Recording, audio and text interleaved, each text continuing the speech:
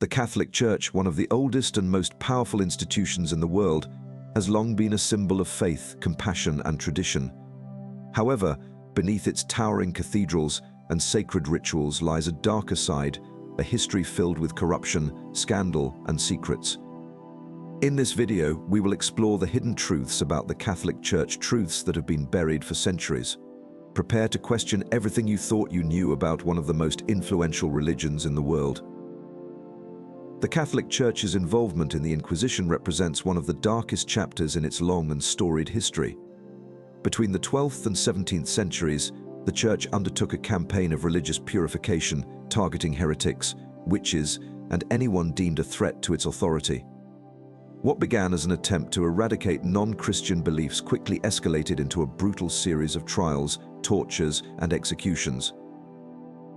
The Inquisition was authorized by popes, many of whom were motivated by political, economic, and theological reasons.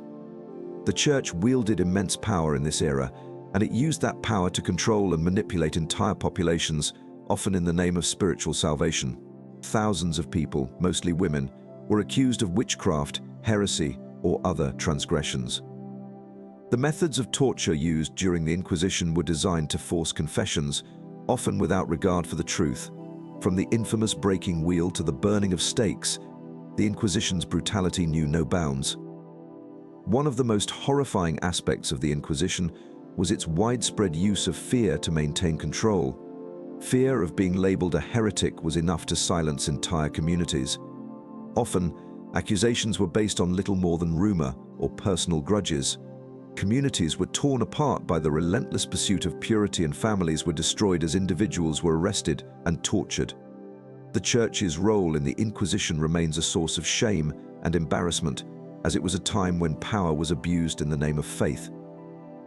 The long-lasting impact of the Inquisition can still be felt today. The trauma suffered by those persecuted during this time has never been fully addressed by the Church. While many modern Catholic leaders have expressed regret for the actions of their predecessors, the stain of the Inquisition remains embedded in the Church history. The Catholic Church's history is also irrevocably marked by its complicity in the widespread sexual abuse scandals that have emerged over the past several decades. For years, the Church was able to shield its priests and maintain an image of moral authority, but beneath the surface, a dark and troubling pattern of abuse was festering. Allegations of sexual misconduct, especially involving minors, have come to light across the globe, revealing a deeply entrenched culture of silence and denial within the Church.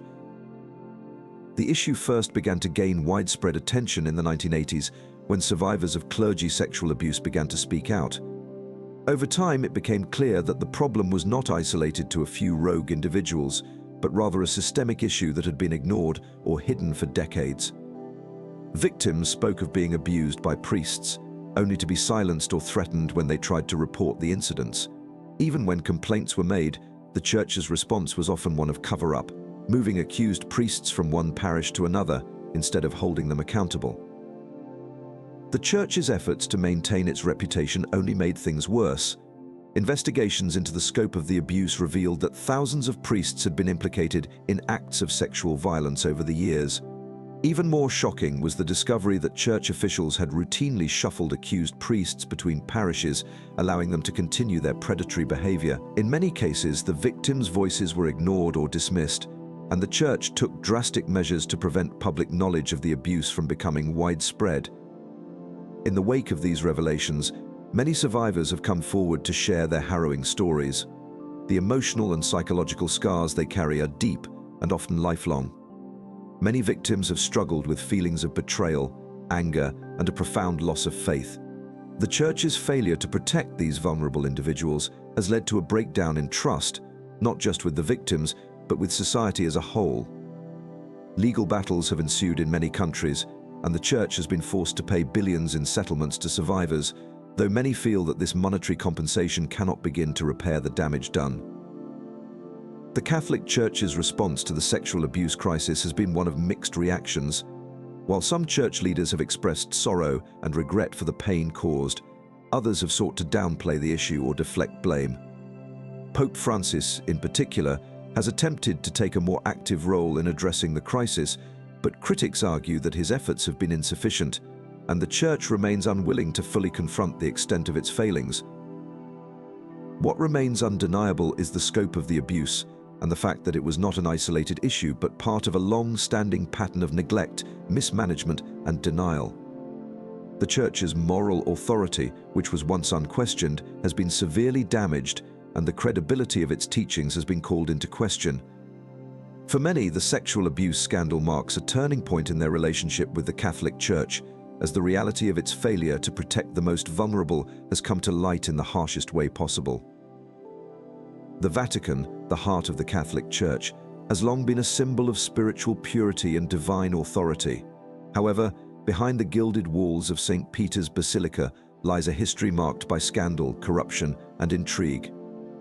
Over the centuries, the Vatican has not only served as the spiritual center for millions of Catholics, but also as a powerful political and economic entity, often wielding influence in ways that contradict the teachings of the very faith it represents.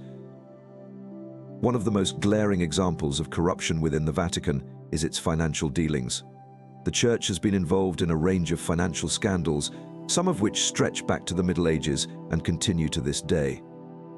The Vatican's financial structure is incredibly complex, and for centuries it has operated with little transparency or oversight. This has led to numerous cases of financial mismanagement, embezzlement, and illegal activities that have only come to light in recent years. A prime example of the Vatican's financial troubles occurred during the 1980s with the collapse of the Banco Ambrosiano, an Italian bank with strong ties to the Vatican. The bank's chairman, Roberto Calvi, was found dead in London under suspicious circumstances, and investigations revealed that the Vatican's financial interests were deeply intertwined with the bank's collapse. Billions of dollars had been funneled through the bank, and it became clear that the Vatican had been involved in a series of illicit financial activities, including money laundering and illegal investments. Despite the scandal, the Vatican did little to take responsibility, and the full extent of its involvement remains a topic of debate. In more recent times, the Vatican has been criticized for its handling of its financial assets. The Holy See has vast holdings in real estate, art, and investments, but its lack of financial transparency has raised questions about how the wealth is managed. In 2013, Pope Francis took steps to reform the Vatican's financial operations by creating a new financial watchdog and calling for greater accountability. However, many critics argue that these reforms have been too little, too late, and that the Vatican continues to operate in a secretive and opaque manner.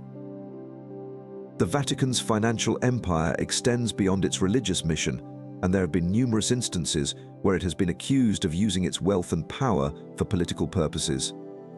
The Holy See has historically maintained a neutral stance in international politics, but its vast influence has often been used to sway political decisions and gain favor with world leaders. In the 20th century, the Vatican was involved in various political maneuvers, from its role in the rise of fascism in Italy to its support for anti-communist movements during the Cold War. The Church's involvement in global politics has been driven by a desire to protect its interests and maintain its status as a powerful global institution. One of the most controversial aspects of Vatican politics was its relationship with the fascist regime of Benito Mussolini. In 1929, the Vatican signed the Lateran Treaty with Mussolini's government, which recognized the Vatican City as an independent state and solidified the Church's influence in Italy. In exchange, the Church granted Mussolini legitimacy and support, despite his regime's authoritarian nature and its persecution of Jews and political dissidents. The Vatican's willingness to collaborate with such a regime has been the subject of intense criticism, and many have argued that the Church sacrificed its moral integrity in exchange for political and financial gains. During the Cold War, the Vatican's stance on communism also raised eyebrows. Under Pope John Paul II, the Church was a vocal opponent of Soviet communism, supporting anti-communist movements in Eastern Europe and Latin America. While many viewed this as a moral stand against an oppressive ideology, others argued that the Vatican's anti-communist policies were motivated by a desire to maintain its influence in the global political arena. In some cases, the Church supported regimes with questionable human rights records, as long as they were anti-communist. The most notable example of this is the Vatican's support for authoritarian regimes in Latin America during the 1970s and 1980s, including the military dictatorship in Chile under Augusto Pinochet. The Vatican's involvement in international politics is not limited to the past. It continues to be an influential player on the global stage. The Holy See has diplomatic relations with nearly every country in the world and is often involved in peace negotiations and humanitarian efforts. However, its political influence has not always been exercised in ways that align with the Church's teachings on social justice and human rights. The Vatican's ability to wield power behind the scenes has led many to question whether it is truly serving the interests of the faithful or simply protecting its own institutional power. The Vatican's internal politics are equally murky, with power struggles, corruption, and secretive dealings occurring within the walls of the Holy See. The election of a new pope, for example, is a highly secretive process, and the inner workings of the conclave that elects the pope have long been the subject of speculation and intrigue.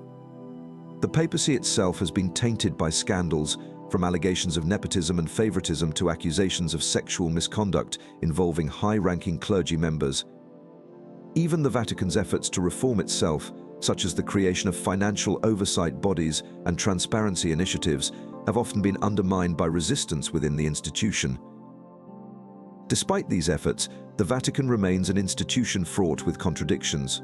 While it preaches the values of humility, charity, and love, its actions often appear to be driven by the pursuit of wealth, power, and influence.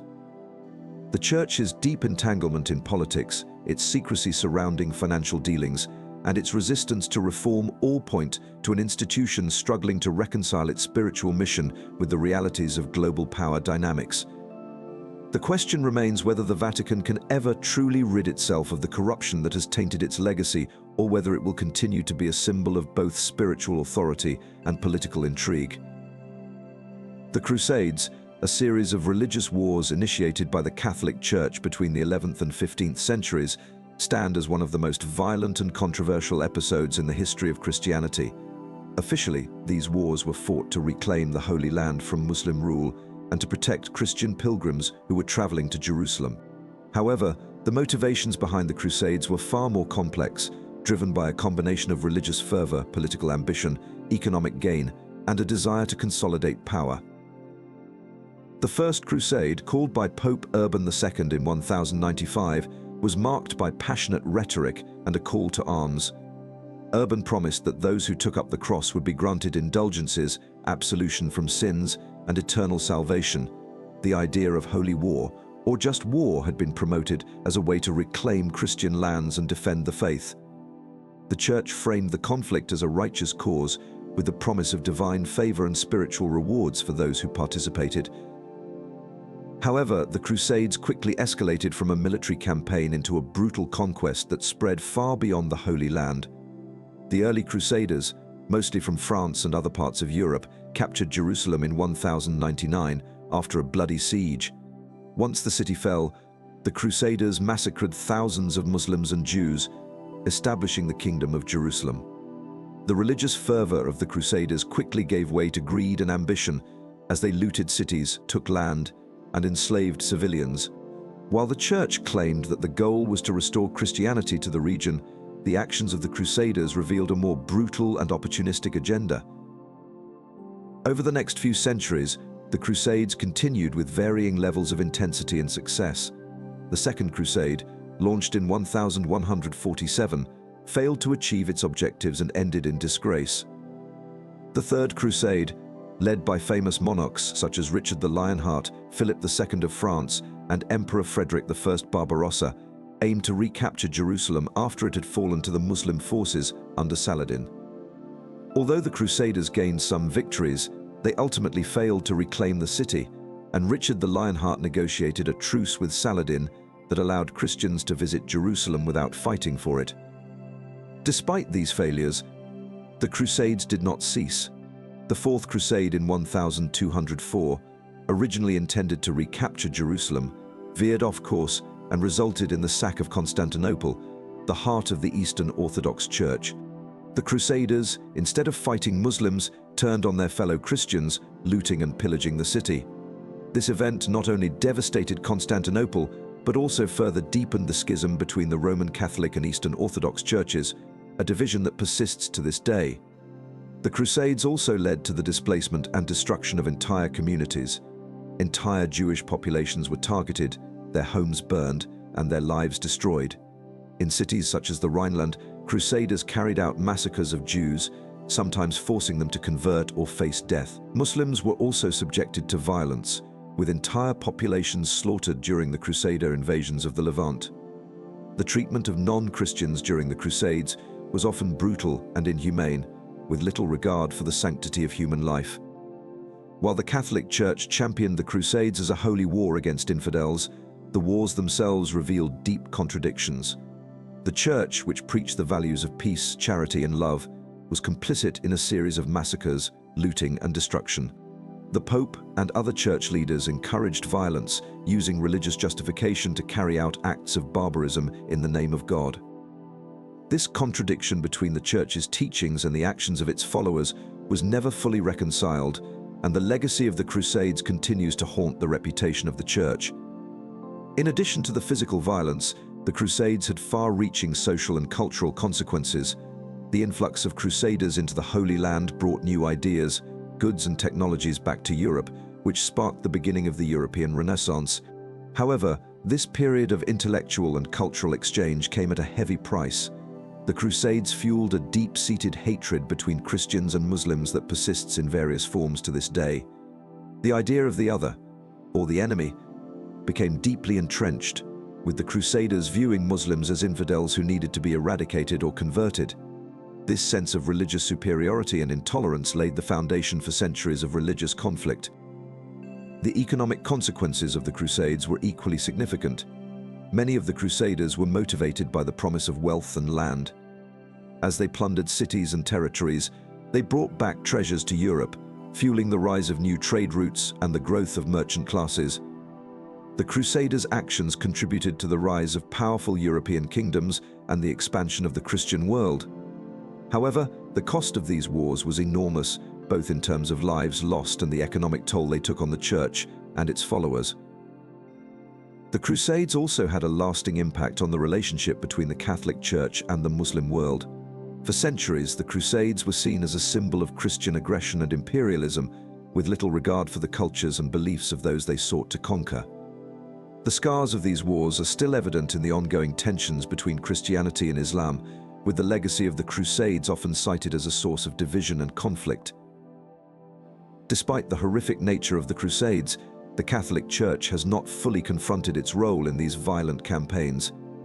While some modern popes have expressed regret for the violence committed in the name of the Church, there has been little formal apology or acknowledgement of the lasting damage done. The Church's complicity in the Crusades and its use of religious authority to justify war and violence continues to be a source of controversy and criticism. The Crusades were not merely a series of medieval wars, they were a turning point in the history of Christianity and the Catholic Church. They represented a moment when religious ideals were distorted and manipulated to justify violence, greed, and political ambition. The legacy of the Crusades is one of bloodshed, division, and destruction, and their impact continues to shape the relationship between Christianity and other religions, particularly Islam. The question remains whether the Catholic Church can ever fully reckon with the legacy of the Crusades and the atrocities committed in its name. The Catholic Church, throughout its long and storied history, has often been a source of moral guidance, preaching ideals such as love, humility, charity, and the pursuit of peace. However, its teachings and doctrines have not always aligned with these lofty principles. The contradictions within the Church's doctrine, as well as its actions over the centuries, reveal a complex and often hypocritical institution. The Catholic Church has, at times, used its authority to stifle progress, suppress dissent, and perpetuate inequality, often putting its institutional power above the very values it professes to uphold. One of the most glaring examples of the Church's hypocrisy is its relationship with science. Throughout history, the Catholic Church has been a significant force in shaping education and knowledge, but it has also been an adversary of scientific progress when it has conflicted with Church doctrine. The most famous example of this tension occurred in the 16th century with the trial of Galileo Galilei, who promoted the heliocentric model of the universe, which posited that the Earth revolved around the Sun. At the time, the Church upheld the geocentric view, which placed the Earth at the center of the universe, and condemned Galileo's theories as heretical.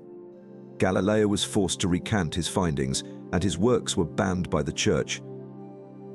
Galileo's trial is often cited as a symbol of the Church's resistance to scientific progress, and it is not an isolated incident. The Church has historically suppressed scientific theories and discoveries that challenged its teachings.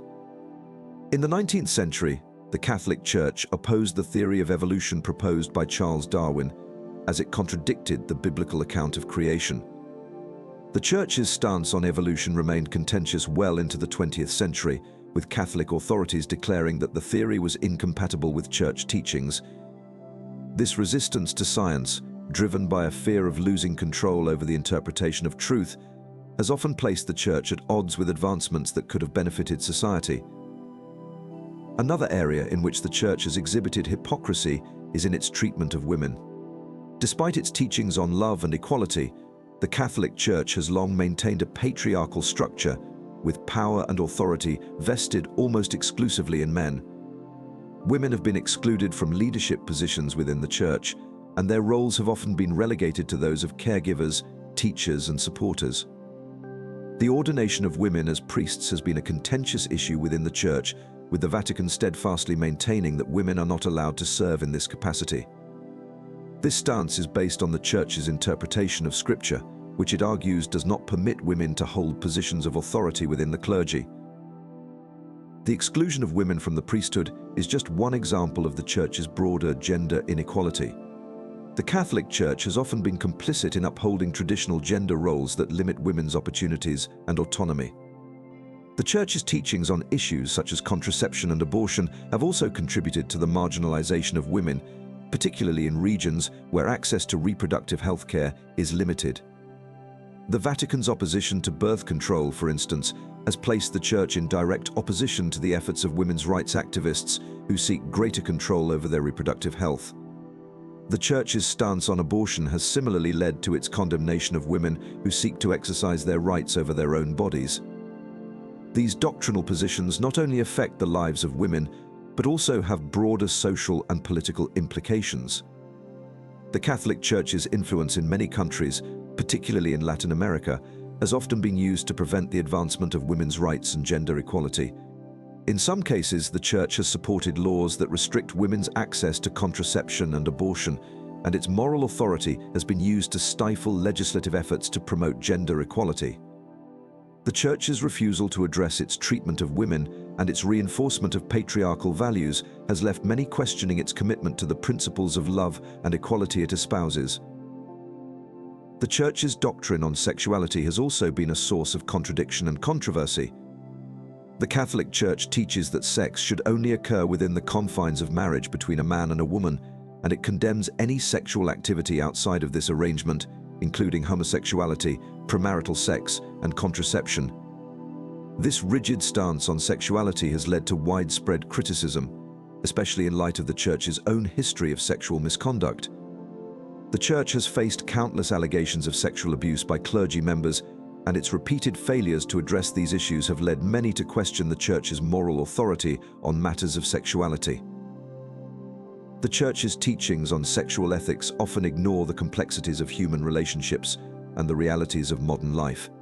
Its condemnation of homosexuality, in particular, has led to immense harm and suffering for LGBTQ individuals, many of whom have been ostracized, discriminated against, or subjected to conversion therapy in an attempt to cure them of their sexual orientation. The Church's insistence on a strict, binary view of sexuality has caused deep emotional and psychological pain for countless people, further underscoring the hypocrisy of an institution that claims to promote love and compassion while condemning people for their inherent identity. The Catholic Church has also been criticized for its role in promoting colonialism and imperialism. During the Age of Exploration, the Church played a central role in justifying the conquest and colonization of the Americas, Africa, and Asia. Catholic missionaries often accompanied European explorers and colonists, seeking to convert indigenous populations to Christianity. While the spread of Christianity was framed as a noble mission, the reality was much darker. The Church was complicit in the oppression, enslavement, and destruction of native cultures in the name of religious conversion.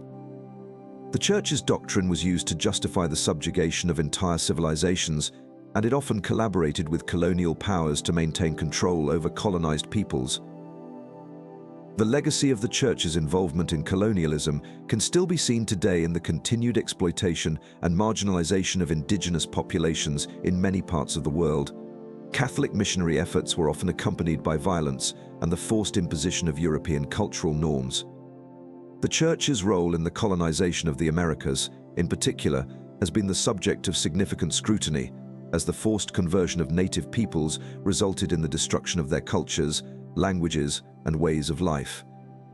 Despite this history, the Church has largely failed to reckon with its role in colonialism, and many indigenous communities continue to struggle with the lasting effects of this cultural genocide.